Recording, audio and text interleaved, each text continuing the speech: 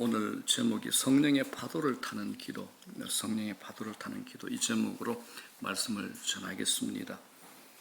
이 세상에는 두 세계가 있습니다. 하나는 진화론적인 세계, 또 하나는 창조론적인 세계입니다.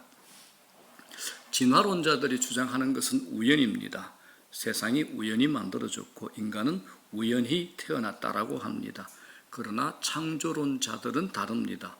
우리는 창조론을 믿습니다. 그저 태어난 게 아니라 목적이 있는 인생으로 하나님이 우리를 만드셨다는 겁니다. 창조론과 진화론의 세계관은 접근 자체가 완전히 다릅니다. 거기에 따라 인생이 전혀 다르게 전개가 됩니다. 하나님은 한 사람 한 사람에 대한 목적을 갖고 만드셨습니다. 우리는 대량 생산으로 만들어져 도매금으로 넘겨지는 상품이 아니라는 겁니다.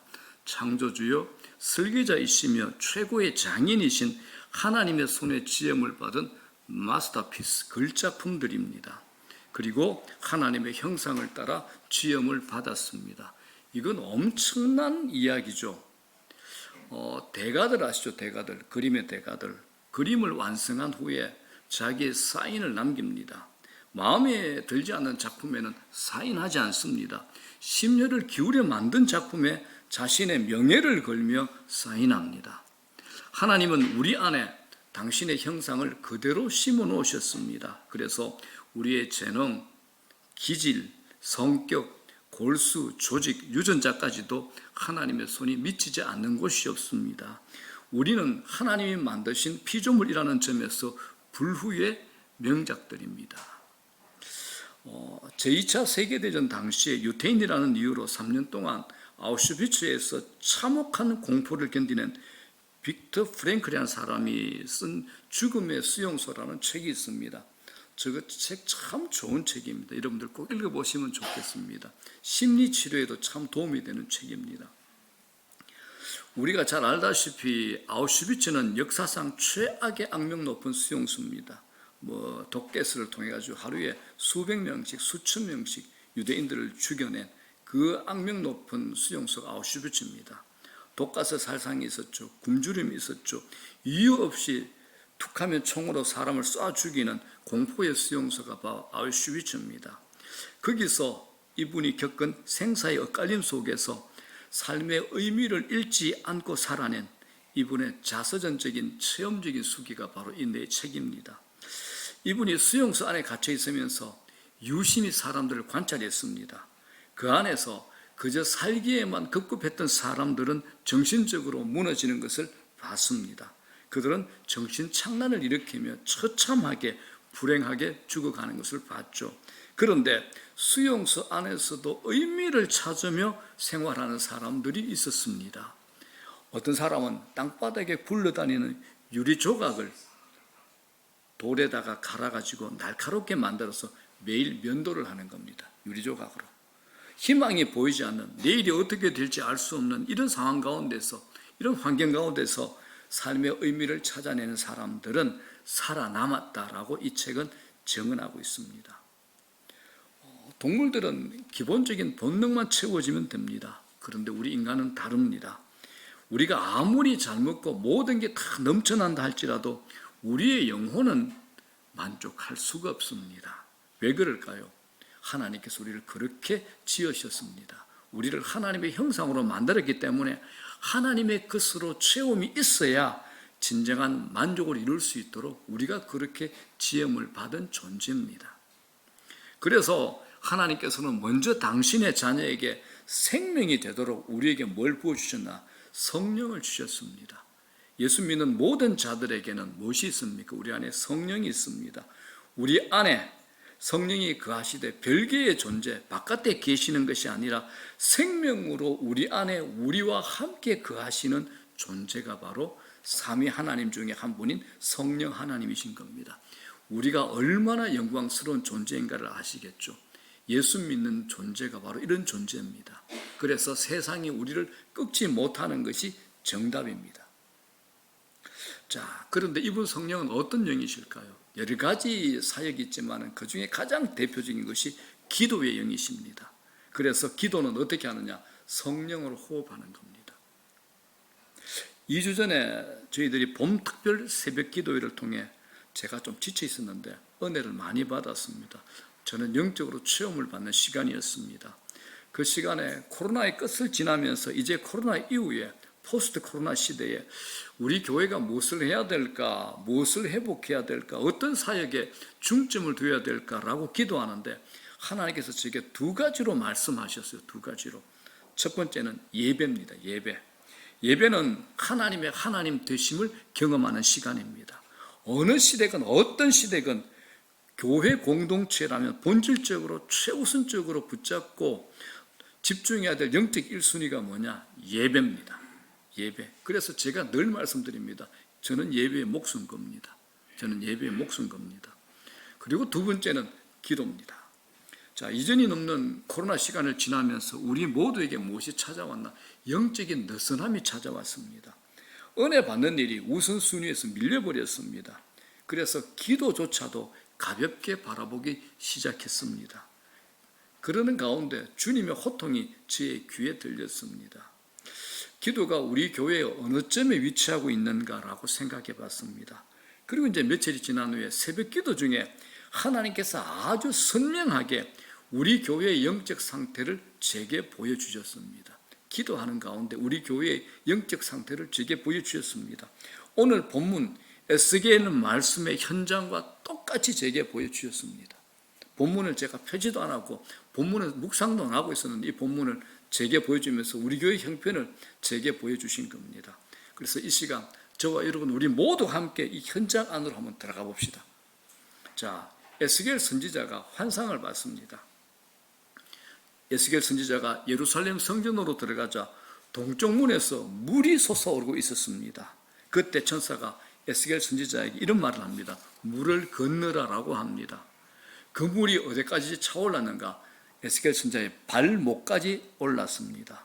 그리고 조금 더 가서 물을 건너니 이 물이 어디까지 왔을까요? 무릎까지 올라왔습니다. 조금 더 가니까 다시 물을 건너라고 합니다. 물이 어디까지 왔나요? 허리까지 올라왔습니다. 다시 조금 더 가서 보니 물이 어디까지 됐나요? 물이 강이 되었던 겁니다. 더 이상 걸을 수가 없어서 이제 헤엄치며 건너야 했습니다. 자, 성경으로 확인할게요. 1절 보겠습니다. 다 같이 시작. 그가 나를 데리고 성전 문에 이르시니 성전의 앞면이 동쪽을 향하였는데 그 문지방 밑에서 물이 나와 동쪽으로 흐르다가 성전 오른쪽 제단 남쪽으로 흘러내리더라. 자, 성전에서 물이 흘러나오는데 이 물이 뭘 말하느냐? 성령을 의미합니다. 성령. 자, 3절 볼까요? 시작. 그 사람이 손에 줄을 잡고 동쪽으로 나아가며 천척을 청량한 후에 내게 그 물을 건너게 하시니 물이 어디에요? 발목에 오르더니 4절 시작. 다시 천척을 청량하고 내게 물을 건너게 하시니 물이 무릎에 오르고 다시 천척을 청량하고 내게 물을 건너게 하시니 물이 허러에 오르고 다시 천척을 청량하시니 물이 내가 건너지 못할 강이 된지라. 그 물이 가득하여 헤엄칠 만한 물이요 사람이 능히 건너지 못할 강이더라. 이제 이 본문이 이해가 되시죠? 오늘 에스겔 선지자가 본 환상은 성령의 역사가 나타나는 과정을 우리에게 보여주고 있습니다. 성령의 역사는 점점 더 그 수준이 깊어지는 겁니다. 처음에 발목까지 차오르는 것은 성령에 대한 체험 수준을 말합니다. 무릎까지 차오르고 또다시 허리까지 물이 차오르는 것은 각자가 경험하는 영적 수준을 우리에게 말하고 있습니다. 성령을 경험하더라도 그 깊이가 사람에 따라 다르다라는 것을 우리에게 말해주고 있습니다. 자, 여러분들에게 묻고 싶습니다. 여러분들이 생각하실 때 자신의 영적 수준은 어느 쯤이라고 생각합니까? 어느 수준? 발목입니까? 무릎입니까? 허리입니까? 아니면 물이 간같이 차 있는 그곳입니까? 어디쯤 되십니까, 여러분들은?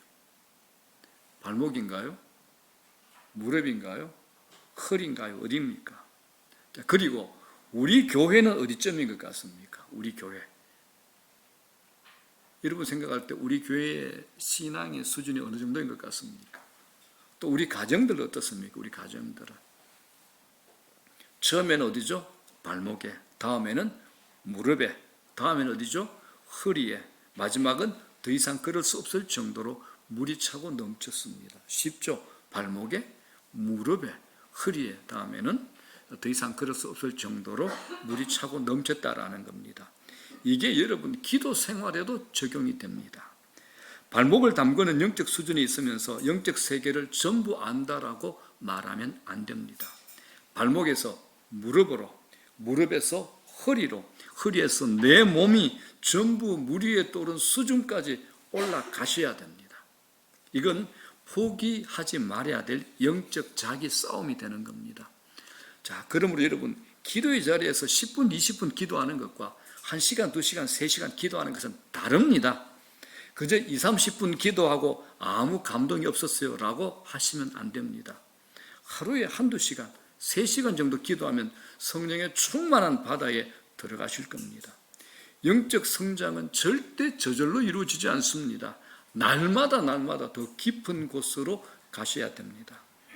에스겔은 더 깊은 물속으로 들어갑니다.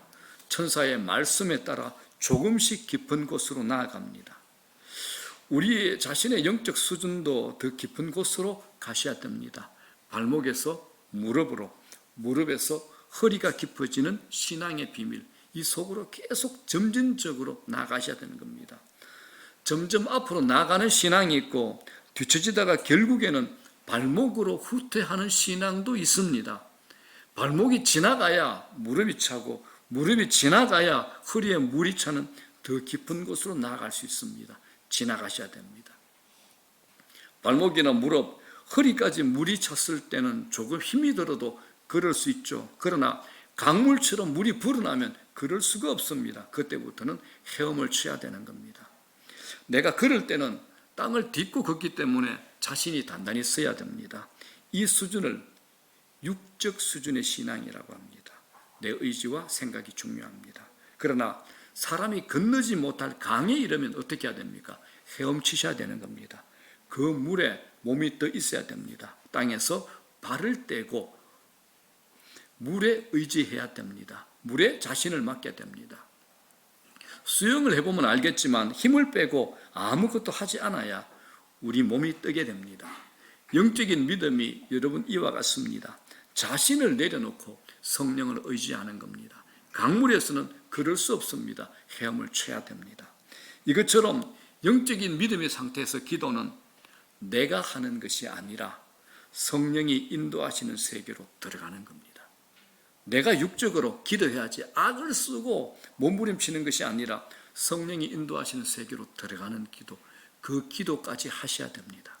자, 에베소서 6장 18절 신약성경 이렇게 우리에게 설명합니다. 다 같이 시작. 모든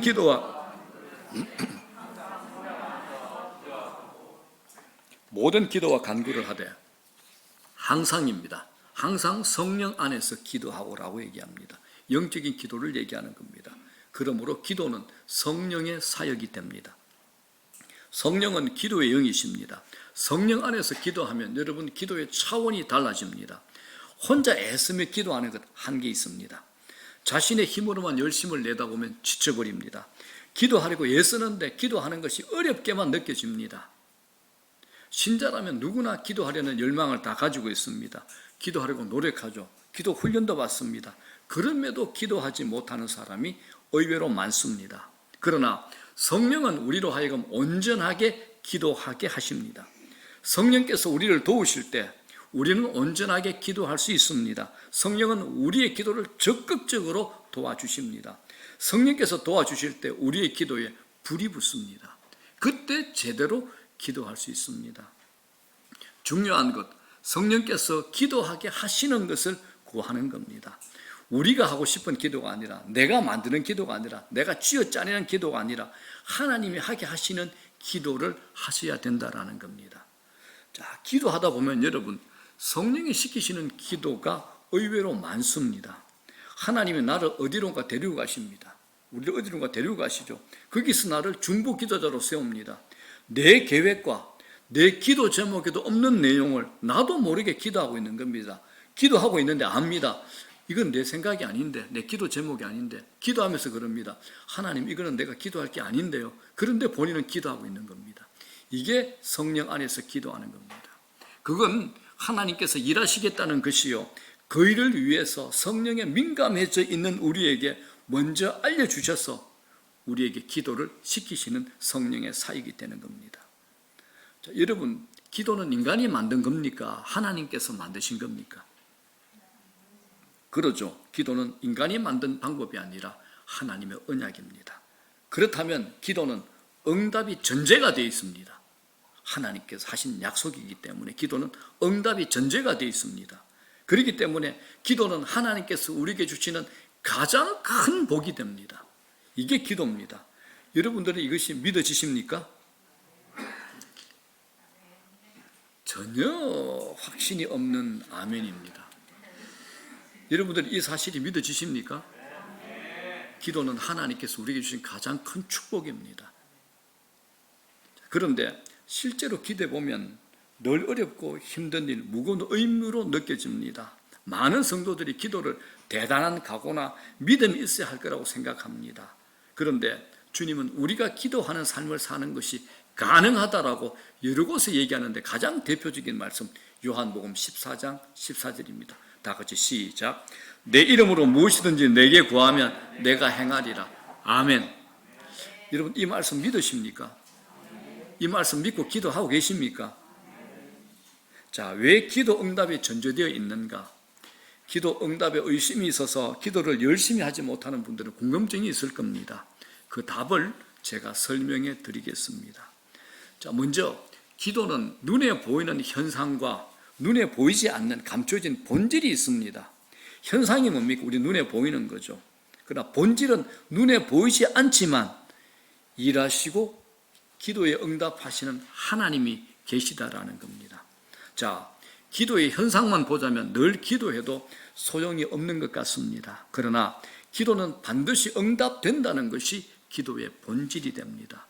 기도는 사람이 하는 거죠. 그러나 기도 응답은 누가 하는 겁니까? 사람이 하는 겁니까? 하나님께서 하시는 겁니까? 그런데 우리는 기도 응답을 뭘 통해서 확인합니까? 눈에 보이는 사람과 세상을 통해서 계속 확인하려고 하는 겁니다. 그래서 낙심합니다. 포기해버리는 거죠. 왜? 인간은 육신적인 본능에 매여 있기 때문에 그렇습니다. 우리는 하나님께서 하시는 일을 보고 알아야 되는데 사람이 하는 일이 먼저 내 눈에 보입니다. 먼저 귀에 들립니다. 이런 육적이고 세상적인 현상들을 이기셔야 됩니다. 믿음으로 이기셔야 됩니다. 눈에 보이는 현상에 속지 마십시오. 눈에 보이지 않는 본질적인 하나님의 일하심을 믿으시라는 겁니다. 자, 이걸 성경 곳곳에 설명합니다. 곳곳에 설명합니다. 나아만 장군 이야기, 여리고성 무너진 이야기. 자, 가장 잘 설명하는 이야기 출애굽기 안으로 한번 들어보겠습니다. 출애굽기를 보면 모세는 하나님 말씀을 듣고 이스라엘 백성들을 노예로 부려먹고 학대하는 애굽의 바로왕에게 가서 이스라엘 백성들 이제는 내보내라, 출애굽시켜라라고 하나님의 명령을 전하죠. 하나님 명령이니 감히 누가 거역하겠습니까? 모세는 애굽의 바로왕이 당연히 그렇게 할 거라고 생각합니다. 그런데 바로왕은 오히려 그 말을 듣고 이스라엘 백성들을 더 힘들고 고되고 악랄하게 노동을 시키죠. 이 소식을 들은 이스라엘 백성들이 누구를 원망합니까? 모세를 원망합니다. 이때 모세가 하나님께 이런 기도를 합니다. 자, 볼게요. 출애굽기 5장 22절 23절 시작. 모세가 여호와께 돌아와서 아뢰되 주여 어찌하여 이 백성이 학대를 당하게 하셨나이까? 어찌하여 나를 보내셨나이까? 내가 바로에게 들어가서 주의 이름으로 말한 후로부터 그가 이 백성을 더 학대하며 주께서도 주의 백성을 구원하지 아니하시나이다. 주님, 어찌하여 이 백성들이 이렇게 괴로움을 겪게 하십니까? 정말 왜 저를 이곳에 보내셨습니까? 제가 바로왕에 가서 주님께서 말씀하시는 그 말씀을 이야기한 뒤로는 바로왕이 이스라엘 백성들을 더 괴롭히고 있습니다. 그런데도 주님께서는 주의 백성들을 구원할 생각을 전혀 하지 않고 계시지 않습니까? 이런 불만을 하나님께 말하고 있는 겁니다. 우리하고 똑같죠. 우리도 기도하고 실망할 때가 있습니다. 기도했는데 현실이 더 어려워질 때가 많습니다. 여러분 그런 경험 없나요? 기도 안 할 때는 괜찮았는데 기도를 했더니 현실이 더 어려워져서 그 다음부터 기도 안 하죠. 기도 안 해야 되겠다. 기도하면 손해다. 그런 경험을 누구나 하셨을 겁니다. 모세처럼 하나님께 시큰둥할 수도 있고 말은 못하는데 불만이 쌓이고 기도 안 해버리는 겁니다. 하나님 이럴 수 있는 겁니까? 라고. 자, 명심하십시오. 기도 응답은 누가 하시는 거죠? 사람이 아닙니다. 하나님께서 하시는 겁니다. 기도 응답은 사람들이 해주는 것이 아니라 하나님이 하시는 겁니다. 여러분들이 오랫동안 기도하면서 응답받은 거 한번 생각해 보십시오. 그 기도 안에, 오랜 기도의 시간 안에 답답함도 있고 의심이 있고 한숨이 뒤섞여 있었지만은 결국은 어떻게 됐습니까? 응답되었다는 겁니다. 모세가 하나님의 명령을 따라 바로에게 말한 것 때문에 상황은 어떨지라도 출애굽은 더 가까워졌습니다. 눈에 보이는 현상은 힘들고 고통스럽지만 결국 출애굽은 이루어졌습니다. 하나님께서 하시는 일이기 때문에 그렇습니다. 기도 응답은 주님께서 행하십니다. 그렇기 때문에 여러분 주님을 기대하고 신뢰하셔야 됩니다. 주님은 반드시 응답하시고 말씀합니다. 이게 우리가 하는 기도의 전제가 됩니다. 자, 그렇다면 이제 우리의 실력이 문제가 됩니다. 우리의 영적 실력이 문제로 남습니다. 우리에게 주님의 음성을 듣는, 주님의 일하심을 볼 수 있는 영적인 민감함이 필요하다라는 겁니다. 똑같은 시험지를 받아도 실력이 없는 사람은 문제만 보입니다. 그러죠. 어렵다. 그러나 공부하고 준비한 사람은요, 문제와 함께 뭐가 보입니까? 답도 보입니다. 하나님께서 말씀하실 때 영적 실력이 있는 사람은 영적으로 민감하게 하나님의 음성을 듣고 알아차립니다. 그러므로 여러분 주님의 음성을 들어야 그 실력이 키워지게 됩니다. 모세는 바로가 이스라엘을 더욱 확대하는 걸 보면서 하나님께서 구원하지 않았다고 원망을 했죠. 그러나 확대하는 것은 누가 한 겁니까? 바로가 하는 것. 기도의 응답은 하나님의 일하심은 누가 하는 겁니까? 하나님께서 일하시는 겁니다. 출애굽기 6장 1절에 하나님께서 이렇게 모세의 기도에 응답하십니다. 6장 1절 시작. 여호와께서 모세에게 이르시되 이제 내가 바로에게 하는 일을 네가 보리라. 강한 손으로 말미암아 바로가 그들을 내보내리라. 강한 손으로 말미암아 바로가 그들을 그의 땅에서 쫓아내리라. 주님께서 모세에게 이렇게 말씀하시는 겁니다. 이제 너는 내가 바로에게 하는 일을 보게 될 것이야. 틀림없이 그는 나의 강한 손에 밀려서 그들을, 이스라엘 백성들을 내보내게 될 거야. 그들을 이 땅에서 내쫓다시피 하게 될 거야. 이처럼 여러분 기도 응답은 하나님께서 하십니다. 하나님의 기도에 반드시 응답하신다라는 겁니다. 사람의 눈에는 바로가 이스라엘 백성들을 더욱 확대해서 상황이 더욱 절망스러워졌지만 결국 하나님께서 이스라엘 백성들을 구원하신 겁니다. 그러므로 여러분 눈에 보이는 현상에 속아서 하나님을 신뢰하는 것이 식어지도록 내버려 두시면 안 된다라는 겁니다. 보이는 것에, 상황에, 환경에, 현상에 속지 마시라는 겁니다. 하나님은 우리의 기도에 반드시 응답하십니다. 왜? 기도는 하나님께서 만드신 것이고 기도 응답은 반드시 하신다는 게 우리 기도의 전제가 된 겁니다. 그렇기 때문에 눈에 보이는 현상에 속지 마십시오. 세상에 기도를 대신할 것 아무것도 없습니다. 기도는 기도로 채워야 되고 이 기도는 기도로 풀어야 됩니다. 저는 우리 모두에게 기도에 불이 붙으면 참 좋겠습니다. 기도하는 모든 사람들에게 기도에 불을 붙여달라고 저는 그렇게 기도하고 있습니다. 기도에 성령의 불이 붙는 것 정말 중요합니다. 많은 분들이 지금 한국 교회의 위기를 말하고 있습니다. 다양한 원인을 분석하고 문제점을 조목조목 짚어 말합니다. 그런데 위기를 계속 말로만 하다 보면 위기 불감증이 생기죠. 처음에는 긴장하고 살펴보다가 아무 대응 없이 시간을 보내다 보면 위기의 체감 온도가 떨어집니다. 나중에는 위기를 전혀 인지하지 못하게 되는 겁니다. 자, 그렇다면 이 위기의 시기에 왜 기도만 답인가? 교회 역사 속에서 답을 얻을 수 있습니다. 성령의 역사는 여러분 기도의 역사입니다. 모든 부흥운동의 한가운데는 기도운동이 있었습니다. 기도 없이 일어난 부흥은 단 한 군데도 없다는 겁니다. 우리가 기도하기 시작하면 교회에 생명의 기운이 가득 찰 겁니다. 우리가 기도하기 시작하면 우리 가정에 생명의 기운이 가득 찰 겁니다. 코로나 지나면서 주위의 크리스찬들과 교회 한번 보십시오. 기도가 미지근해진 교회 생동감이 없습니다. 교회의 전체적인 분위기가 냉랭해집니다. 영적인 기운을 느낄 수가 없습니다. 그런데 여러분, 제가 아는 어떤 교회들, 건강한 교회들은 코로나 때에 어떤 경우도 금요 기도회, 목요 기도회는 포기하지 않았습니다. 다른 건 다 포기한다. 이 기도회만은 포기 못한다. 그래서 톡톡톡 떨어져 앉아 소독 다 하고도 기도만은 포기를 안 했던 겁니다. 여전히 건강한 교회입니다. 기도가 미지근해졌다. 신앙도 미지근해집니다. 기도가 약한데 교회가 활력이 있을 수가 없습니다. 그 가정 안에 기도하는 사람이 없는데 그 가정이 활력이 있을 수가 없다라는 겁니다. 기도에 맞설 경험의 분들은 우리의 기도가 얼마나 위력이 있는지 알고 경험하셨을 겁니다. 교회가, 우리 조국 이 나라, 그리고 한국 교회가 사는 길 또한 기도에 있다는 것 믿으시기 바랍니다. 자, 그런데 이 모든 것을 알고 있다는 것하고 기도하고 있는 것은 다릅니다. 어떻습니까, 여러분? 우리 다 알고 있잖아요. 그런데 기도하는 사람이 있고 아는데 기도하지 않는 사람이 있습니다. 답을 알고 있는 것과 답을 따라 행동하는 것은 다르다라는 겁니다. 기도 안에는 우리가 생각하는 것보다 훨씬 더 놀라운 비밀이 감추어져 있습니다. 진정으로 교회와 가정과 일터에 위기의식을 느끼는 사람은 기도할 수밖에 없습니다. 기도하지 않는 이유, 위기를 전혀 실감하지 못하기 때문에 기도 안 하는 겁니다. 오랫동안 기도의 자리를 지켜오신 분들은 압니다. 지금 이 시대가 얼마나 위기인가를 하나님께서 알려주시기 때문에 알고 기도하는 겁니다.